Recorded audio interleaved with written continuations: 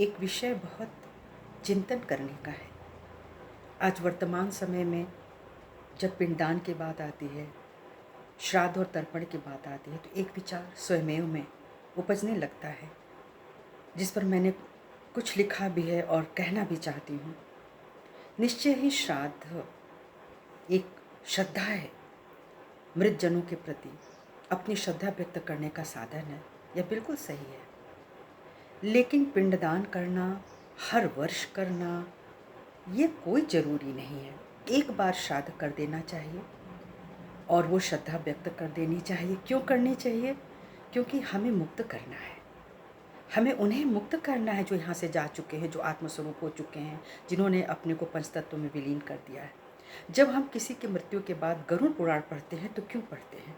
आत्मा अजर अमर है, आत्मा सिर्फ शरीर छोड़ देती है। जब इतना सब कुछ हम लोग जानते हैं तो फिर क्यों बार बार तर्पण करने की स्थिति आ जाती है? हर बार मैं महसूस करती हूँ कि हर पितृपक्ष में हर वर्ष लोग जो है भोजन बनाएंगे, पकवान निकालेंगे, कौवे को जिनको भी खिलाना है वो खिलाते हैं। ये सारी एक व्यवस्था है कि आप कौवे को, कुत्ते को, गाय को या हमारे पंडितों को आप भोजन कराएं। ये भोजन हमेशा नहीं करा सकते? विशेष क्यों बनाया गया? क्या हम ये चाहते हैं कि हमारे पितर बार बार उतरें और इन्हीं स्वरूप में आकर के भोजन ग्रहण करें?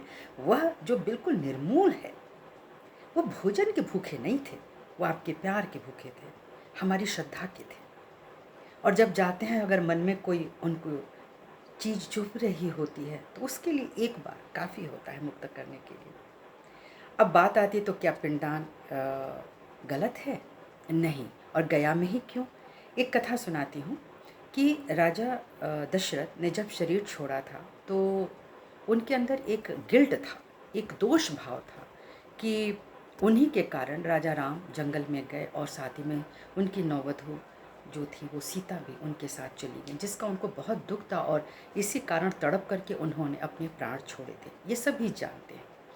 जब राजा दशरथ की मृत्यु हुई तो भरत और शत्रुघ्न जी ने मिलकर के उनका तर्पण भी किया था। फिर वो कौन सी वजह थी कि वह राजा राम से अब माँ सीता से तर्पण मांग रहे थे? गया में ही क्यों?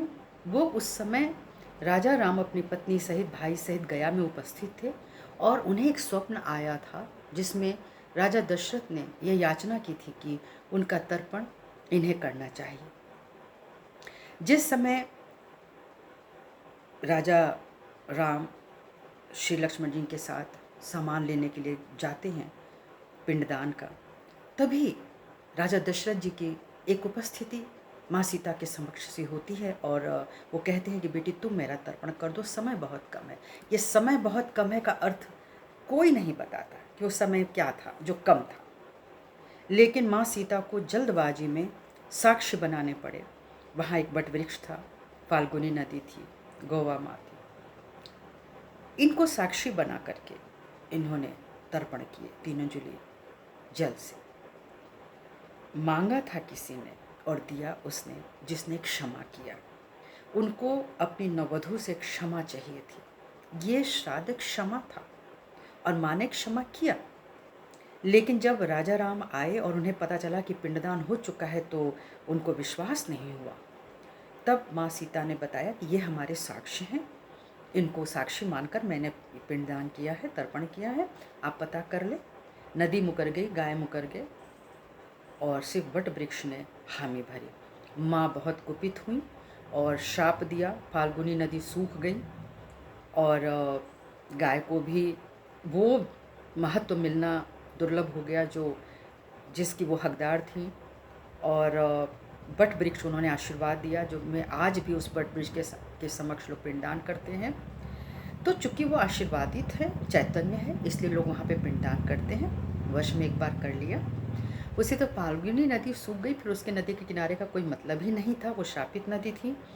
कहने का अर्थ ये है कि हमें बात को समझना चाहिए तार्किक रूप से, तभी जाकर के कोई काम करना चाहिए। और मेरा तो ये मानना है कि जब हम लोग गरुड़ पुराण में पढ़ते हैं तभी हमें मोक्ष अपने लिए भी मांग लेना चाहिए कि हम जहाँ भी हैं तटस्थ भाव से, आत्मस्थ भाव से रहें और सभी को क्षमा के साथ ये जीवन हम बिताएं। ताकि हम भी जाएं तो हम सबको क्षमा कर सकें। ये जीवन का सबसे बड़ा महत्व है और ये तभी संभव होगा जब हम अपने आत्मा को समझेंगे, हम आत्मा की गहराई तक पहुँचेंगे, तभी ये सब बातें समझ में आएंगी। तो अपने बड़ों का जो हम श्रद्धा करते हैं जीते जी वो हम कर सकें, और जितना भी तटस्थ रह सकते हैं हम तटस्थ रहें। यही हमारा क्षमादान और यही श्रद्धा है। आप भला सोचें कि भगवान श्री राम का तर्पण करने वाला कौन, भगवान श्री कृष्ण का तर्पण करने वाला कौन, तमाम ऋषि मुनि थे उनका तर्पण करने वाला कौन। साक्ष्य बताते हैं, पौराणिक कथाएं बताती हैं कि राजा नेमि, महर्षि नेमि और महर्षि अत्रि ने पिंडदान की व्यवस्था सर्वप्रथम की थी।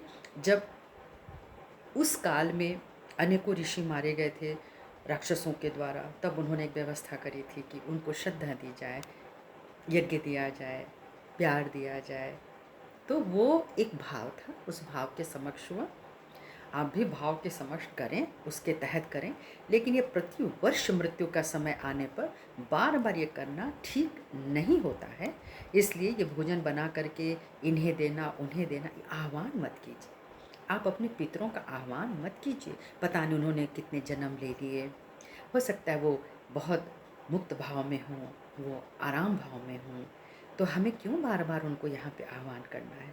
बल्कि उनके जन्म दिवस पे ज़रूर गाइए, बजाइए, सबको प्यार कीजिए, वहाँ खिलाइए पिलाइए, क्योंकि वो उनका अवतरण का दिन था। इसीलिए कभी भी ईश्वर के अवतरण दिवस को मनाते हैं, उनका मृत दिवस नहीं मनाया जाता है। इसी के साथ मैं अपनी भावनाओं को विराम देती हूँ। नमस्कार।